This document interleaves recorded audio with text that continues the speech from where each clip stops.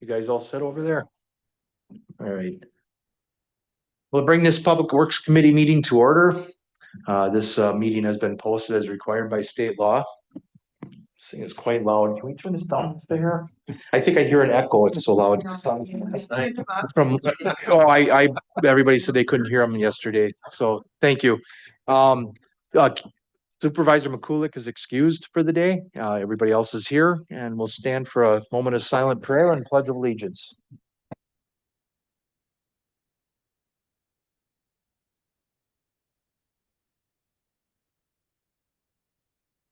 I pledge allegiance to the flag of the United States of America and to the republic for which it stands, one nation, under God, indivisible, with liberty and justice for all. Okay. Did everybody have a chance to review the minutes from last February? Any comments, changes? Seeing none, we'll post them as read. And move on to discussion item 3A, transit ridership report.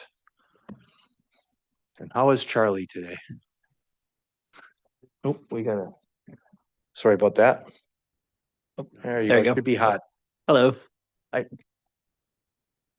Alrighty.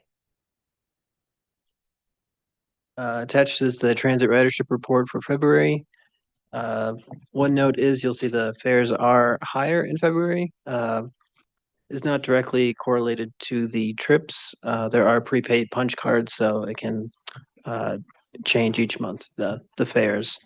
I looked into it. It was just a timing of when the punch cards were ordered by our provider that they then sell to individuals. Do they get like a discount or something if they buy a punch card, or is it just an easier way of tracking or paying for? Or is that the only way they can pay for it? You can pay with cash and then the punch card. So it's a $20 punch card with a $23 value. And then there's a $60 punch card with a $70 value. And so there's an incentive to buy. There's a little small discount there then. Mhm. Okay. Does anybody have any questions? None? All right, sounds good. Yeah, I'm good too. Thank you. Thank you. Okay, moving on to item 3B, broadband update. Scott, you taking the floor on this? Yes, thank you. I was just looking at your packet. I saw the white paper in there, but I did not see the report in the packet for the broadband. I apologize for that. But the county did a broadband a white paper several years back, and along with our GIS department. Let me see if I can find the other maps that are in here. I have a packet in here with a whole bunch of maps. You do? Okay. Yeah. That's what so you're looking for. Broadband map, Mhm. status map. Okay. All right. Yeah. So the broadband, residential broadband projects and residential broadband status maps are both in there. So I'll go through those real briefly. So if we go to the residential broadband projects map that's in there, following the white paper, the packet online. I'm using the packet online. Maybe you're using your individual packets. Mhm. So the packet online is residential broadband projects map. So on that map are several different colors located on there. The state of Wisconsin and the bill funding and RDOF funding had several projects that were planned for and undertaken in the Washington County as well as the state of Wisconsin.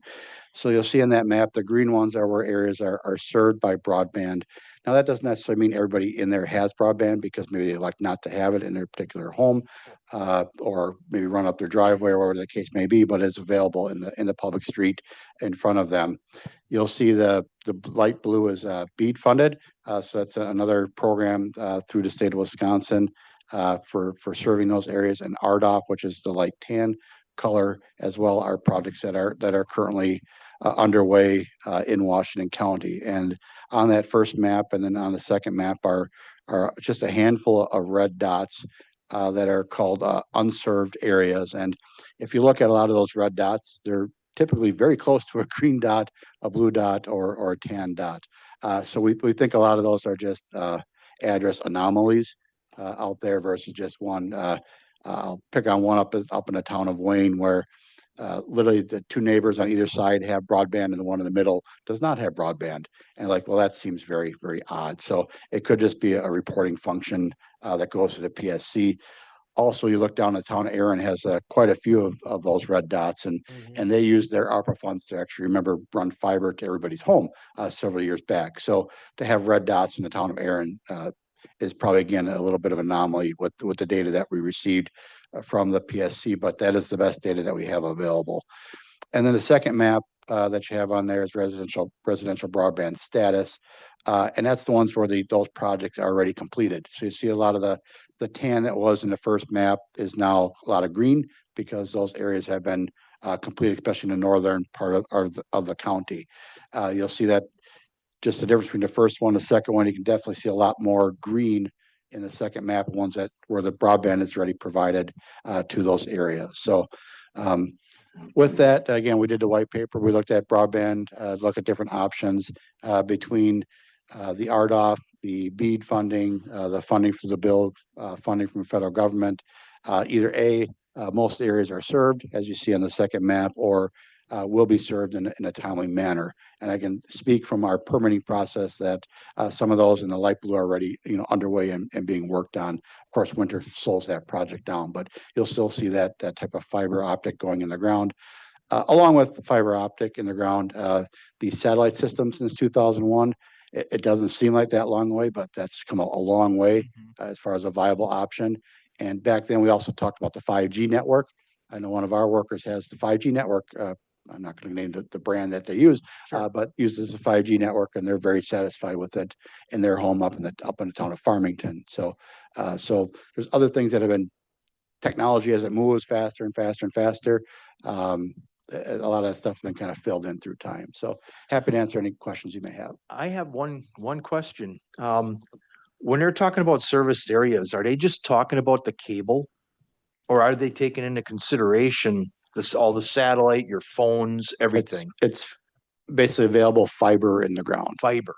So it's like the old standard cable that used to be. Correct. Yes. Fiber. I mean, the whole counties obviously could be served by satellite systems. Mm-hmm. I mean, every house is a little bit different with the tree canopies and stuff sure. like that, but they all have that capability and that ability to actually be served by that. So when you look at it going, even those red dots, if there isn't fiber in front of their home, it might be in front of their two neighbors' homes.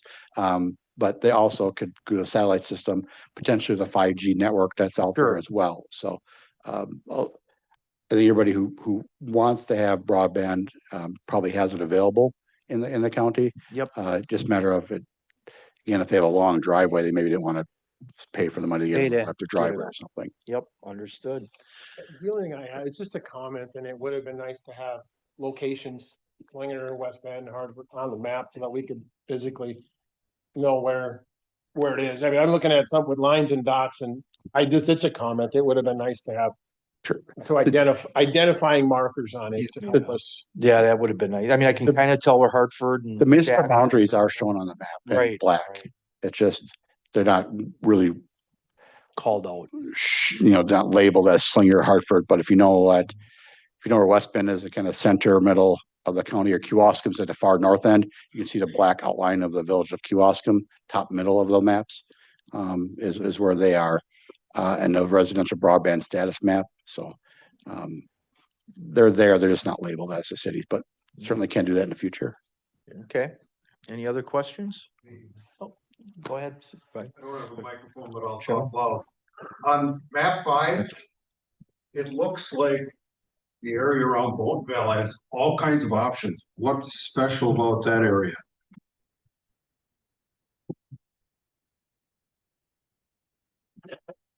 So that area might have had because you got State Highway 144 up there as well. So we'd have to talk to our GS department to actually gather that data. They will be able to tell you more specifically.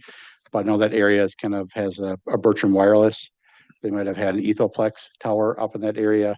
Remember, that was an area that was underserved for many, many years. So a lot of different vendors then, if you have a lot of underserved areas, that means you can get federal funding or maybe state funding and come in there and do that work. So it's probably a combination of those as well as your typicals, AT&T and Charter Spectrum and stuff like that that are up in that area. So they go from underserved to plenty of options. Yes. Interesting. Thank you. No other questions? All right, we'll move on to 2025 resolution amend capital improvement plan and transfer funds from the UWMWC electrical upgrade project to the master plan remodeling project. I'll need a motion in a second. Motion from Supervisor Vispalek, second from Supervisor Hartwig. You got the floor again. Thank you, Mr. Chairman. As you can see in the agenda packet with the report is the overall project budget that you saw.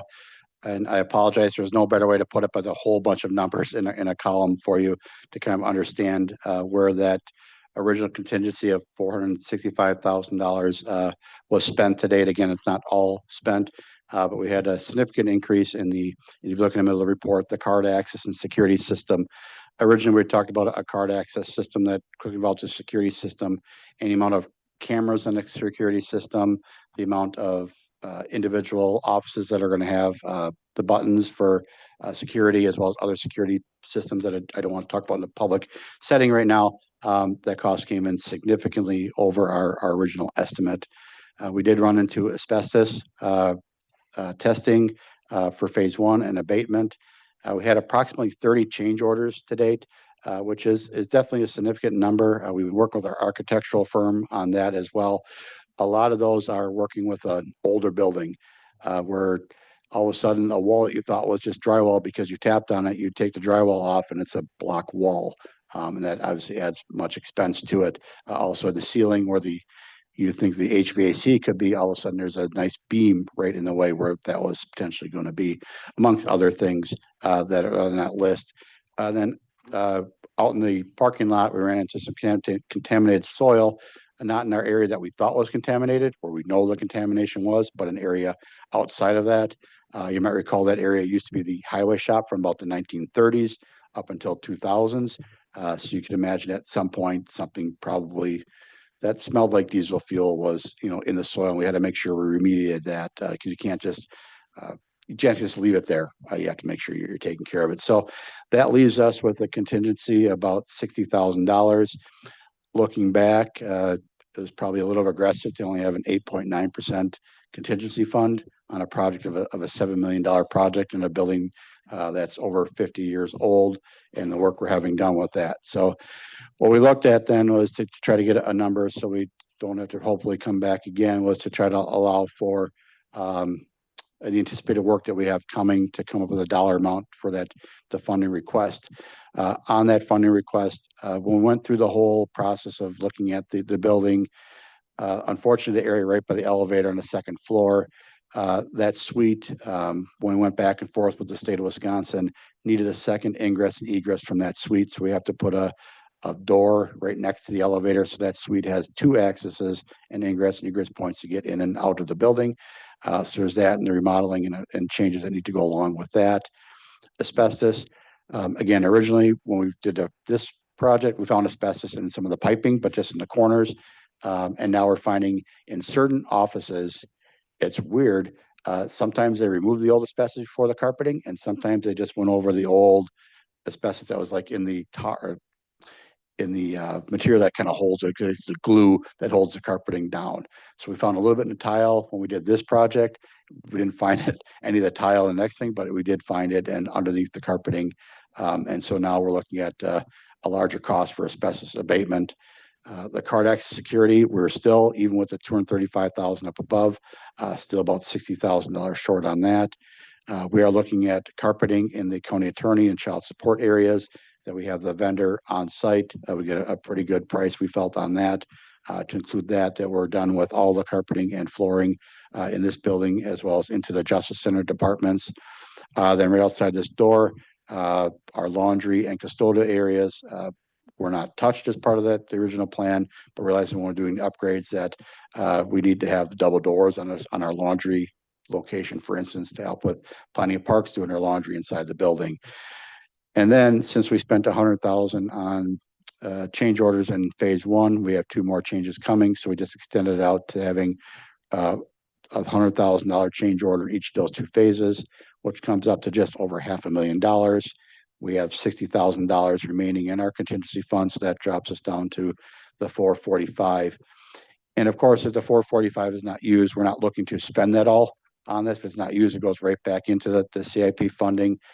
So it's not like we're just going to try to use all the 445. We're going to do our best to keep that tight. And we're going to have a building committee meeting coming up here shortly. It's going to be scheduled to discuss the change orders to date and what's coming down the pipe. And what we're looking at doing is we're not asking for any funding from the general fund, but actually capital improvement program funding that was originally budgeted for UWM-WC electrical project.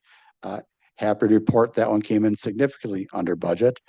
So we do have projects that come under budget as well.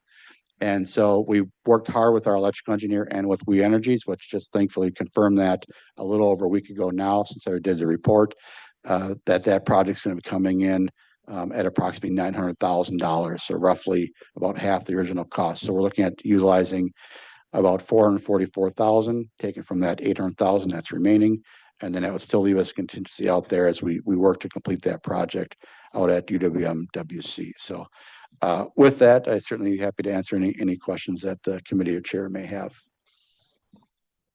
I'm good as long as UWM-WC is covered yet. I'm comfortable with it. Anybody else have any questions? Well, seeing none, I'll take a motion, not a motion, we'll take a vote. All approve, say aye. Aye. And I abstain. I'll abstain. Okay, so we have 3 votes, 3 ayes and 1 abstain, so the motion carries. And we'll move on to the heavy truck traffic and the county highway system. This is just a discussion item again, right? Yes. So you have the floor again, Scott. Thank you, Mr. Chairman. Yes, we just wanted to make sure we brought it to your attention. You may have heard of data centers in Wisconsin and the truck traffic that those are currently creating because of the large size that those data centers are. We are not immune to that. You may recall there's one that's in a neighboring county of ours that's being installed right now. Earlier this year, we had some heavy truck traffic on County Highway H up in the village of Kewaskum and town of Farmington and town of Kewaskum.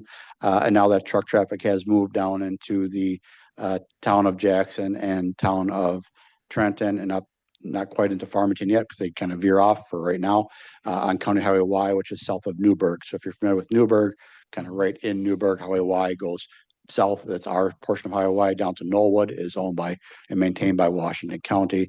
There are definitely a high amount of gravel trucks as well as cement trucks or concrete trucks that utilize that route on a daily basis. We have been working with the Sheriff's Department. The Sheriff's Department has been out there to monitor the situation. The trucks are definitely obeying the traffic laws out there. We were gonna put up our radar trailer last week and then or late last week, but then with the blizzard coming, we decided it would not be in our best interest to put that up there. It's white itself. So we're gonna put that up there to remind people of the speed limit on that roadway as well. Along with Highway Y, the state of Wisconsin will be doing some work into Ozaukee County. We'll be using Highway Y as a detour route from about March 23rd to about the end of July. So that route right there with those citizens are definitely gonna be impacted, definitely for a good portion of the summer with the detour of Highway 33, but then also with the heavy truck traffic. It is anticipated that truck traffic will last approximately 2 years. Now, it's obviously not every single day. It's not 24/7, but it is a significant amount of truck traffic every day of the week, starting early in the morning until the hours of the night, typically daylight hours, but then that project has lights on it as well. So, but could be more traffic than they would anticipate on coming out of a typical gravel pit. So we are working with the gravel pit. I did have a meeting with them and discuss what that's looking like. We have yet to meet with the data center, but I have met with phone conversations, excuse me, with both the commissioners from Sheboygan and Ozaukee County. And there's not a whole lot that we can do about it because county highways are built for truck traffic. We actually want the trucks to be on those roads versus a town road. They're built solid, a lot more asphalt on them. Typically speaking, wider. County Highway is not one of the wider ones that we have. It only has 12-foot driving lanes, no paved shoulder, gravel shoulder. A lot of that road up on Highway Y is in a low area as well. So we'll be monitoring that roadway as we tell people out there too, we will be, the road's currently scheduled for paving in 2034, so it's not too far off. So you can imagine that time will be here before you know it'll be 2034. But if we need to, and that road does deteriorate a little bit quicker, we certainly have the flexibility to move that roadway up and another roadway back. So we are monitoring it, and if we have to, we'll work with the data center if we need to, but the other commissioners are not aware of anything we can do to actually reroute that traffic. There's not a really better route to get there. That would be on a state road. Then you're just kind of moving the problem to another roadway. So we'll continue to monitor that as well as any other routes that happen. And like I said, we're going to work well with our sheriff's department. We always have and always will to make sure that the people that are driving out there are doing it in a safe manner. Sure. Supervisor Just, Pollock. this is just me thinking about this. So we've got our 2060 road plan. Is there, because of the trucks, and I know the trucks heavy, constant, are there any anticipation of extra wear damage to our county roads that we maybe need to take into account? I know it's early, but just something I'm thinking about. Yes, without getting too much of the engineering, it's not just about the heavy loads, but it's the repeated loads that are hitting the roadways. And so, yes, it will probably deteriorate the road a little bit faster than we anticipated. That's why if we need to move it up from 2034, we might have to. We are monitoring it. Like I said, we were out there myself, the assistant highway commissioner.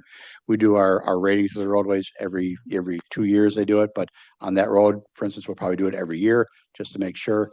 And we'll make sure we keep on top of any maintenance that needs to be done as well, that if something does happen out there, we can adjust to it right away. So my crews are more than aware of what's going on out there.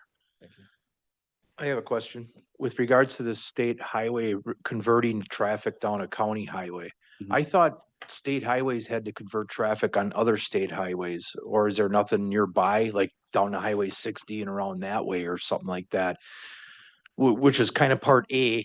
And in part B, if they do send them down a county highway, can you go to the state and say, hey, if our road gets damaged, can we get kind of a reimbursement? Yeah, For we right? do work with the state on that. We So do. The first thing is they're not required to go state to state on Okay. state roadways. US highways typically, yes, and the interstate, of course, yes, onto state roadways, but a state highway would not necessarily have to do. If they want to do, they'd have to go like US Highway 45 down to 60, then back up Sure. probably all the way to 43 or 181. Anyway, Ozaki County, that's not my specialty. Gotcha. But yes, we do work with them. They do have to, take account of what their roadway condition looks like beforehand and afterhand. But typically speaking, we've had this happen several times in our county and haven't had too many problems with the Okay. heavy truck traffic. Okay, sounds good. Any other questions? I do. Oh, okay. Supervisor Schleif. So I've had a couple conversations about possible getting money back from the data center eventually. Do we have kind of a mechanism for that?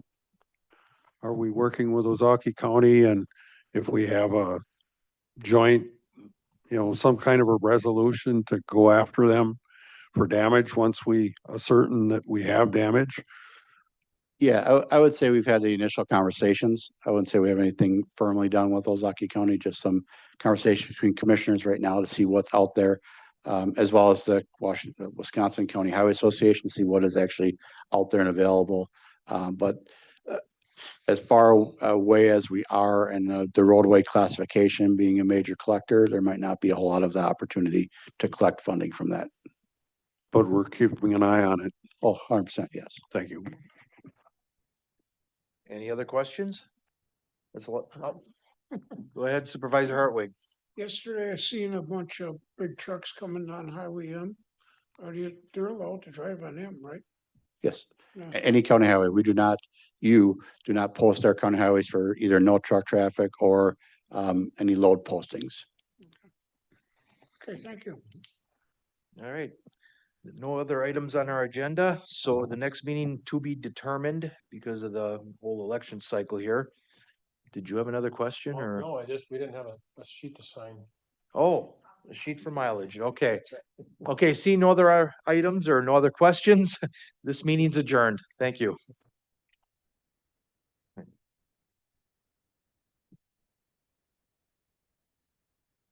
I want to thank you guys for spending the last couple of years on my committee here. Yeah. We'll be with you for another term. We'll see, right? No. Yeah, right. I mean, it just flew by here.